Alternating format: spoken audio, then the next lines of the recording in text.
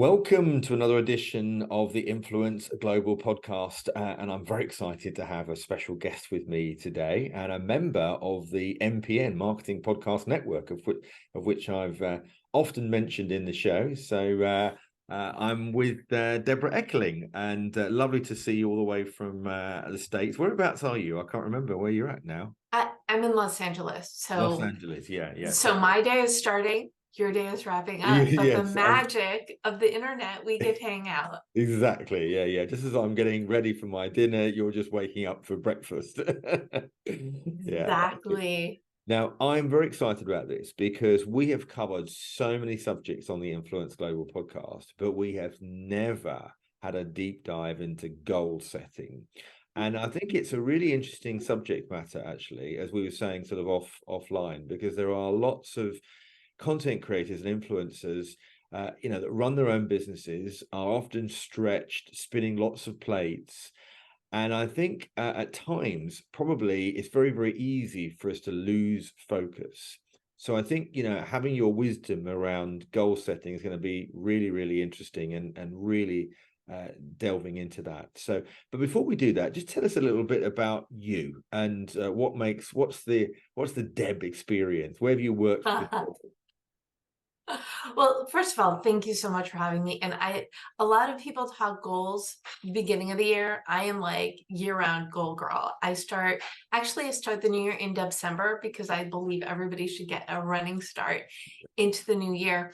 And I got my start in the space. I was doing events for Barnes & Noble back when I lived in Chicago. And whenever I need to fill my calendar, I just hang out in the cafe because I wanted it to be a community bookstore, or it was a community bookstore. I wanted it to be a community experience. And then one day someone walked in and said, "Hey, Deb, will you start a writer support group?" And I said, "If you think people show up, let's give it a shot." And not only was it a hit, I learned the power of goal setting firsthand, because I would never say, "Okay, set goals," without setting them myself. And it was all about, okay, what are you working on? How can we support you? What are you doing for next time? Which is, the crux of anything. But it Absolutely. really starts with that solid foundation. The Deb method is, I believe you can't get what you want unless you know what that is. So the Deb method, it stands for determine your mission, explore your options, brainstorm your path. And once you have that foundation, you can build anything. Now, that's great. And you talked about a decision tree, because I think so often, and I'm guilty as charged, I've got a bit of a butterfly personality or shiny new toy syndrome, as I think so many sort of creative people often do. Where do we start? Let's just assume we don't have any goals and we run our lives on a week-to-week basis, on things just happen or don't happen.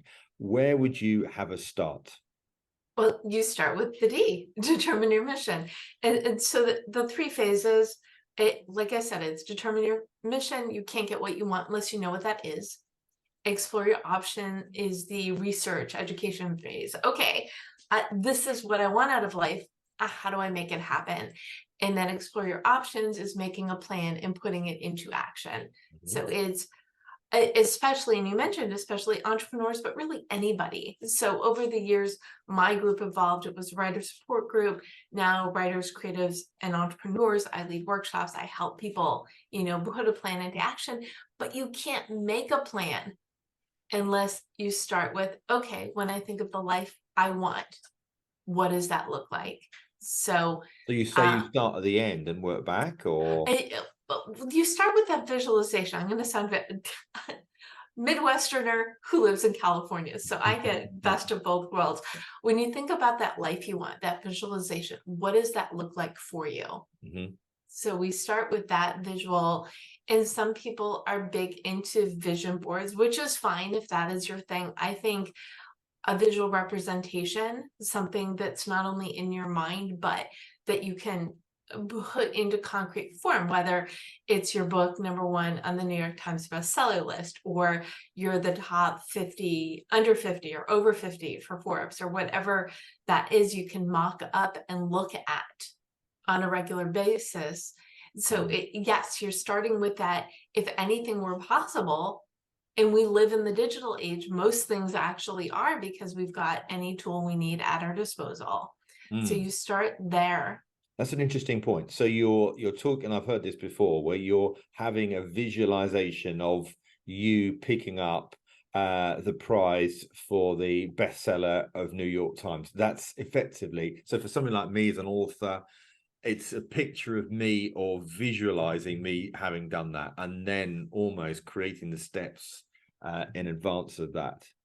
Exactly. Or you just, and I've got one on my desk, where is it? It's not in arm's length, but it is. I've got the New York Times bestseller list, #1 crossed off, and my name in my book right at the top. So it's whatever is going to help you keep your eye on the prize, Mm. because as everyone knows, it takes a long time sometimes to get, overnight successes take what, at least 10, 20 years. So keeping your eye on that prize, knowing what you're working towards, is going to help you. Mm. But that's not all. If you were talking before, start with the end in mind.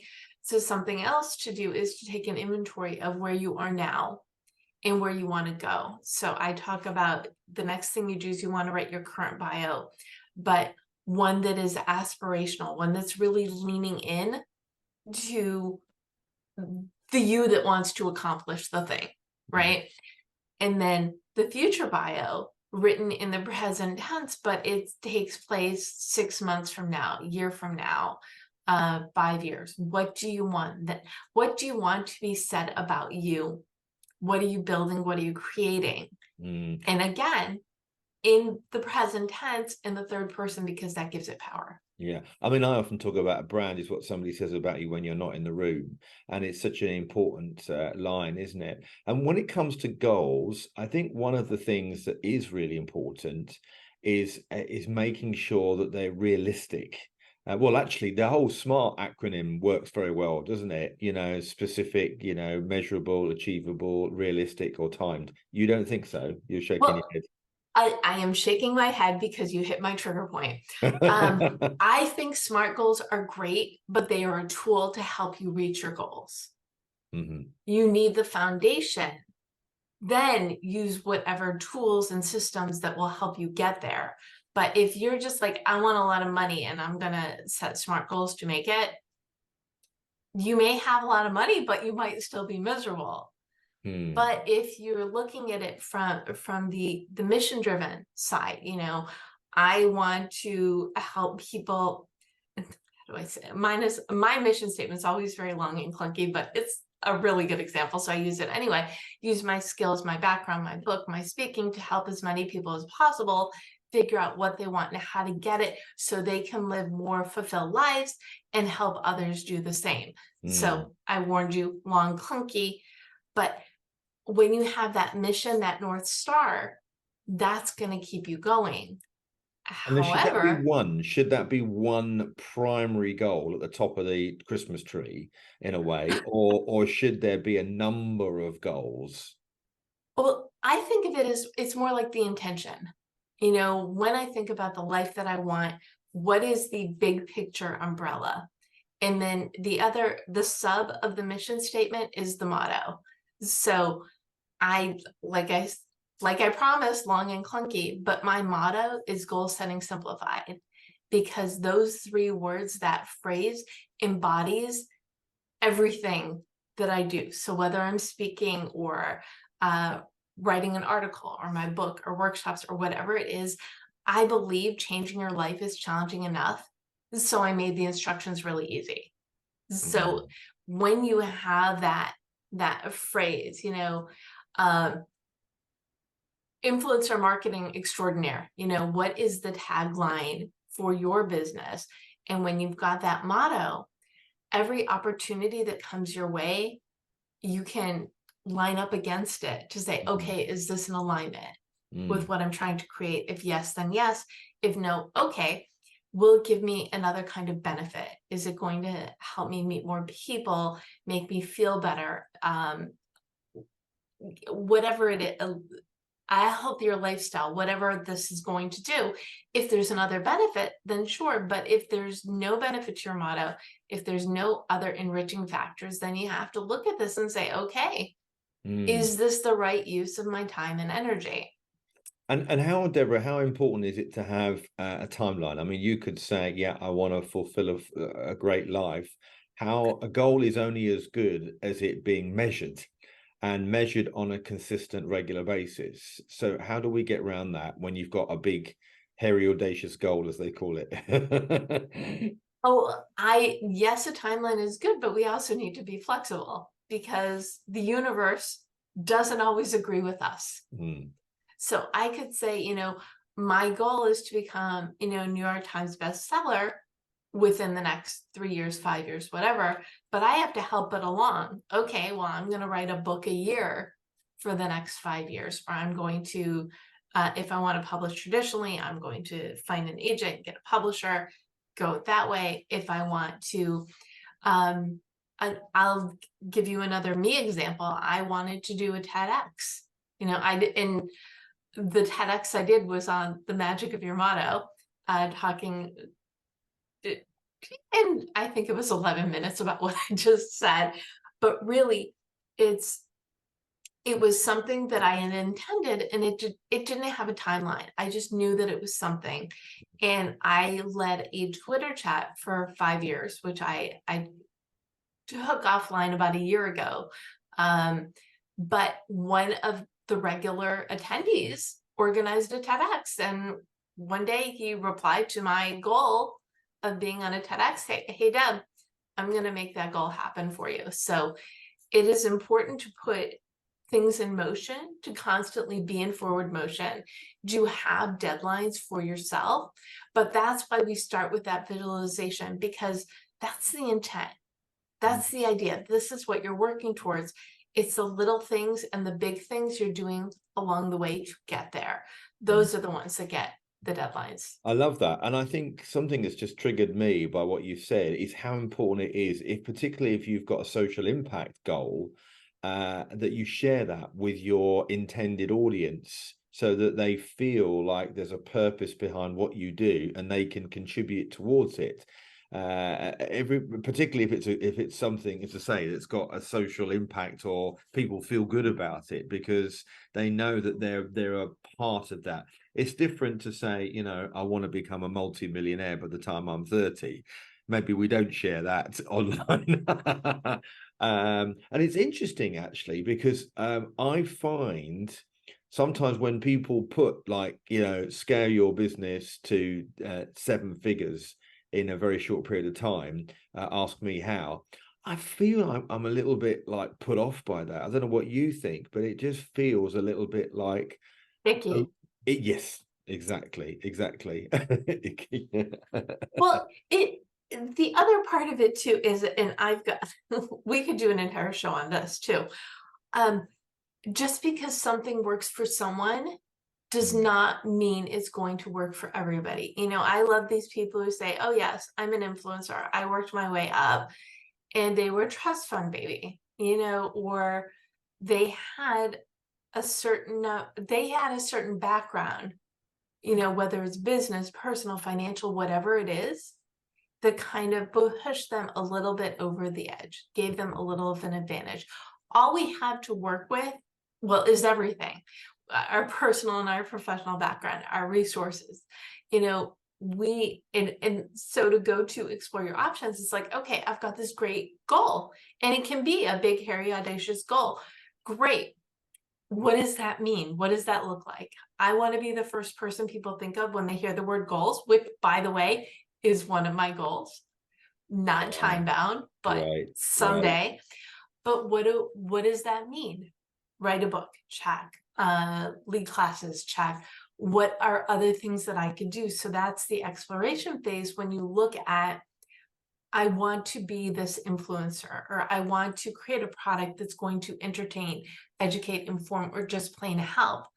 And then, okay, what does that look like? What business am I building? Who do I know who knows the things that I need to know to make it happen? So that groundwork in the E phase is going to help you set the brainstorm your path goals. And that's where you have everything, including the kitchen sink. What are the dream goals? What are the easy goals because you want the wins? What are all the different things you need to do to get where you want to go? And then you divide and conquer. So what's personal, what's professional, what's related to what project, then you can make that plan. So should you divide your goals up into personal and business, and maybe family or something? Are there how do you separate the types of goals? Well, exactly what you said, personal and professional, but also long-term and short-term. You know, what's a good 3-year goal, good 5-year goal? Excellent. What are the short-term goals I need to achieve before I get to those long-term goals? And that's so when you're looking at achieving the goals, I divide them also into lifestyle goals and project goals. And the project goals are the business goals, but some lifestyle goals fall into that category as well. And that's when you're saying, okay, what action items do I need to do to make it to this benchmark? What benchmarks do I need to hit to get to the short-term goals? And what short-term goals are going to make up those long-term goals? So do you want to, I mean, give me some examples of some goals that you might have perhaps helped people with, or that you think is a really good example of either personal ones or business ones? Well, my favorite all-purpose example for a business project goal is a website or blog, because whatever you're doing, whether you have a business, you're a consultant, you're a thought leader, you need some sort of internet real estate, some sort of platform to showcase who you are and what you do. So short-term goal is to build website or blog. Great. We're just going to call it a blog because don't they all Yes. have some sort of never-ending content? And so one benchmark is all the technical aspects. You know, you need to get the URL, you need to figure out the hosting. What are your templates? What are all the little technicalities that you need to put into place before you can even start building it? Then, so those are all tasks within that benchmark. Then it's okay, what does it look like? What is the name? What is the logo? All the social elements. Am I going to do a podcast, video, both, blog post? What is the vision? And I like to think of blogs are like, it's like your own personal magazine. So what kind of content and how is it going to show up for you? And then what are the other pages, the FAQs, the contact, about whatever. So you need to put all those things in place, and then you've hit that benchmark. Okay, good to go. Now it's the content, actually creating the content, the blog post, the wish list for the people you want to interview, if that's what it is, or what are the different facts, or is it a news site, and where do you get your information, etc. So all those decisions.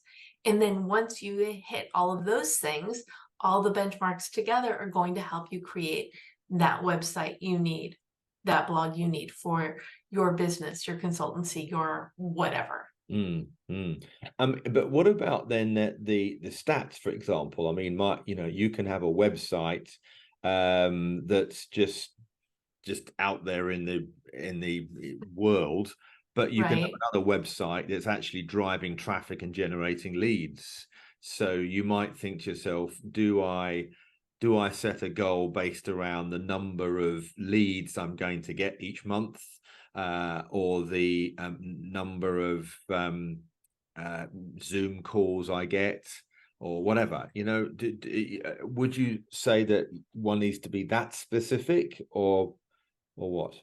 I think once you've got it in place. So it starts with that foundation. Great, you've got a good website, wonderful. Next goal, promote the website or promote the business or do an email campaign or whatever. So when you start, it starts with okay, create this website for my business. Then the next goal is, okay, how am I going to make it work for me? What do I need to do? And then let's go back to the research. Okay, I need to learn how to get better at ads. Maybe it's Facebook ads. Great. Who do I know who knows Facebook ads? Where can I learn this? What do I need to do to use this as an effective way to promote my website and thereby my business?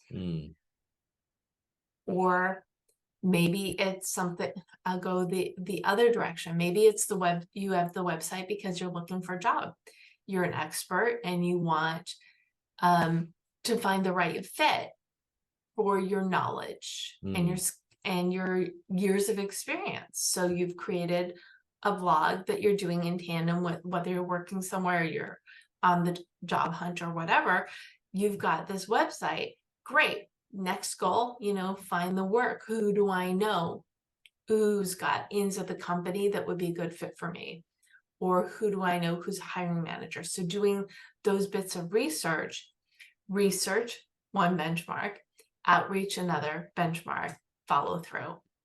And what's the difference between your eyes, a goal and a KPI? Fancy words. I am a big fan of we make our own rules. So what is the ideal outcome? What do you need to do to get the outcome? And then the other point that you bring up is that how often do you review and revisit? I think, everybody, most people look at their goals at the beginning of the year, but check in with yourself every quarter, every month. You want to see how you're doing. Another thing that I talk about is it's the importance of tracking your activity. And this is so important, especially for those longer term goals. Let's say, okay, I'm writing a book. I can commit an hour a week to this with everything else that I'm doing. So when you do your writing time once a week, you put either in your calendar or you can keep, I love keeping, I call them win lists in the Google Docs. So every day you can write out 1 to 3 things that you've accomplished, and it could be specific to a project or it could be over anything. And that way, at the end of the month, when you're like, I'm not getting anywhere, you can see, oh, look, I did all these things. Okay, I'm in better shape than I thought. The other thing that works really well for tracking is calendaring. So you want to keep those to-do lists. And then once you've got the to-do list, look to your calendar and put in the time. And allocate the time. Yeah. Yes. And I think that's a really important point, actually, when it comes to social media. So many people say to me that aren't so active, oh, I never have enough time. And the reality is everybody has the same amount of time. It's just we decide how we spend it and allocate it. I always used to say, if you block it in your calendar as though it was an appointment, then in a way that's a good use of making sure that you do it on a regular basis. I think anything that we can do habitually makes a big difference, doesn't it, just to goal success? Absolutely. And you just hit on something that I say all the time. You look at your calendar, look at your life, and put in appointments to do all the things that you need to do, and treat the appointments the same way you would treat with a client or a boss or anybody else. It's you. You should actually treat that time even more preciously. So, and that's why I say, look at your to-dos, look at your life, but only put in time that you actually keep. Because you want to. And then from a personal point of view, give me some examples of some personal goals that you've heard of or that you think are really meaningful and measurable. Okay. Well, networking goals, I think, and that kind of skews both. I was in the old world when we actually left the house to meet people, I would say one networking event a week was reasonable. But now that everybody is digital, I say 3 networking opportunities a week. So one educational, one mixer, and then perhaps one one-on-one, whether it's interviewing someone for a podcast or having a live or virtual coffee, but to do 3 networking activities a week. And then again, tracking everything you've learned, every person you've, because usually the people, not usually, frequently the people you meet, they're not necessarily your clients or prospects, but you can't reach your goals on your own. You need your people. Perhaps you know someone who can help them, Yeah. and they know someone who's a fit for you. So you want to also track that kind of information. Yeah, that's really, really good, helpful. Listen, we could speak for ages, and as you said to me beforehand, I could speak to you for hours and hours about this really interesting subject. But sadly, we've come to the end of our little slot. So, Deborah, it's been lovely just to get some insights around goal setting. So, how can people find out more about you and what you do? Oh, thank you so much for the conversation. It went really fast, which is what I tell people frequently, you'd be hard pressed to find someone who loves goals more than I do, because they're magic. Yeah. When you look at the life you want and set goals and work towards them, it really can turn the life you have into the life that you want. So I am at the Deb Method everywhere. Best place to, if you're tuning in, please reach out on LinkedIn with a note saying that we met here, or you can email me at info@thedebmethod.com. I've got, if you want to learn more about the Deb Method, you can grab a copy of your goal guide, a roadmap for setting, planning, and achieving your goals, and or, tune into Goal Chat Live, which is every Monday at 4 p.m. Pacific, and also the Deb Show podcast, a marketing podcast network. Well done. Thank you so much, Deb. Thank you, Gordon. And good luck with your goals. Yes. You're going to have to let me know how this framework works for you. Indeed, absolutely.